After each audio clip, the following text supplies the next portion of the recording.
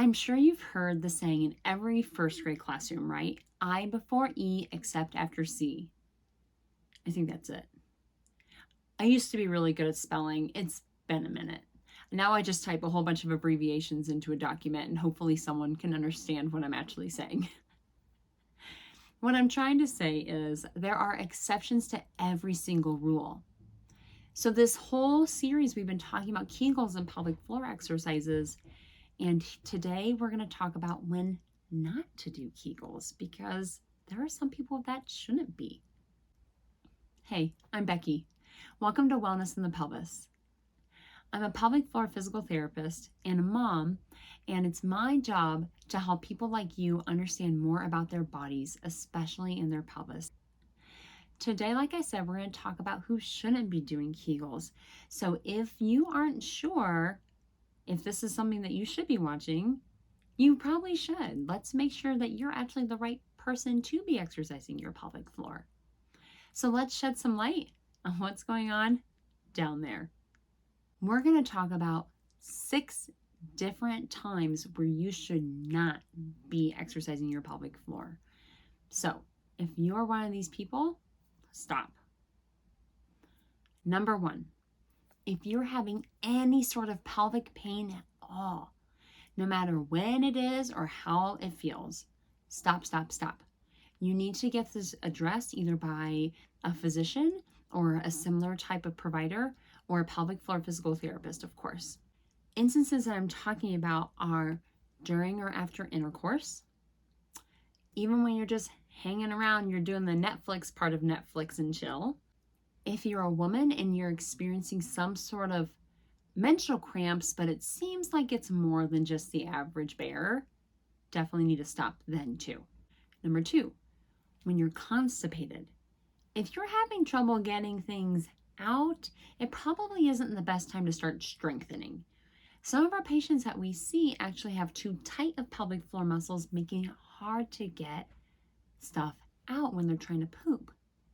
Or you may actually be pooping wrong, which, did you know that was even a thing? We'll talk about that more in future videos too. There are several causes of constipation, but just to be on the safe side, if you are experiencing constipation, just pause on the pelvic floor strengthening until someone tells you otherwise. Number 3, when you're in labor. So if you're a woman, it is vital during labor to not be engaging your pelvic floor. And actually, what you'll end up doing during the pushing phase is pushing. And you would be surprised also with how many people end up clenching instead of pushing. We'll talk more about that in future videos as well. Not the time to worry about strengthening though. This is kind of like being constipated, but with a baby. In definitely more ways than one. But a lot of women unknowingly clench their pelvic floors while they're in labor. And if you're trying to open things up to get something out and you're squeezing, yeah, good luck. Number 4, this is probably one of the most common questions I get as a pelvic PT. Should I do kegels while I'm peeing? No, you're peeing. Don't try to stop the flow of urine. That's going to confuse your bladder and your brain. You've been telling your bladder your whole life, when you go to the toilet and sit down, it's time to relax everything and empty. So don't then confuse it by trying to close the door. Your bladder's not that smart. When you go pee, just pee. Now, a caveat to that, we do have some patients that just have no idea how their pelvic floor even works. And so if on occasion you try to squeeze your pelvic floor muscles to stop the flow of urine while you're peeing, just to find where those muscles are in your body, I understand that.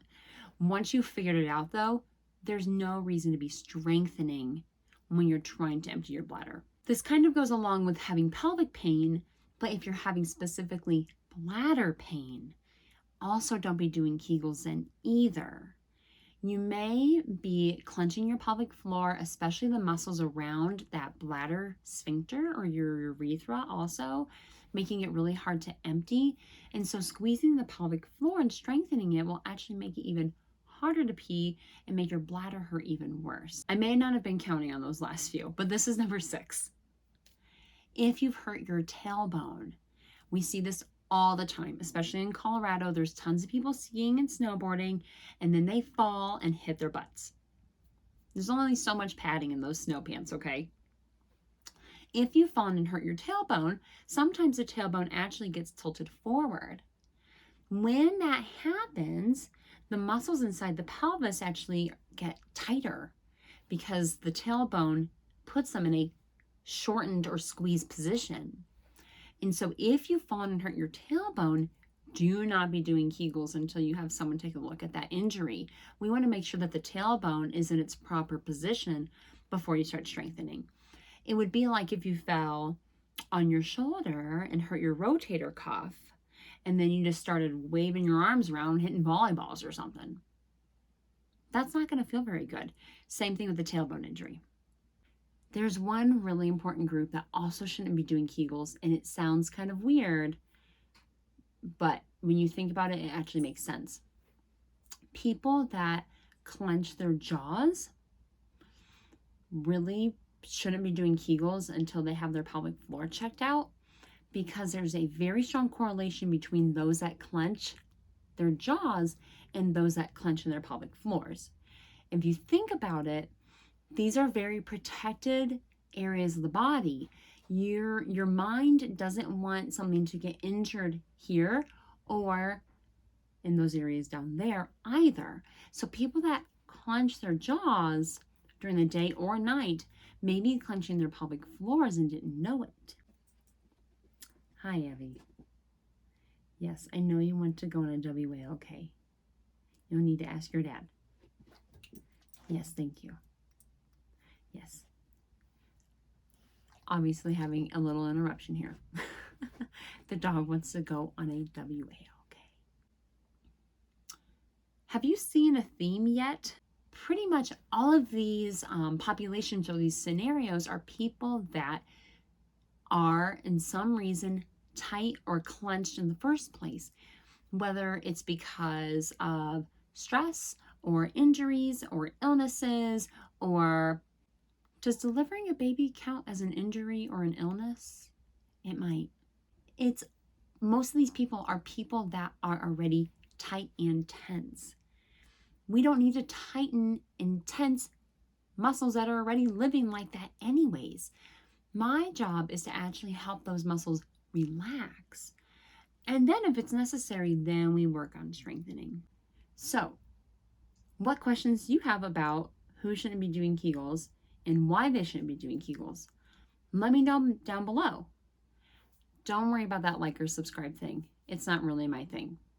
I'm just here to help you understand more about your body. If you're into that, watch more videos. Thanks for joining, and I'll see you next time. Bye.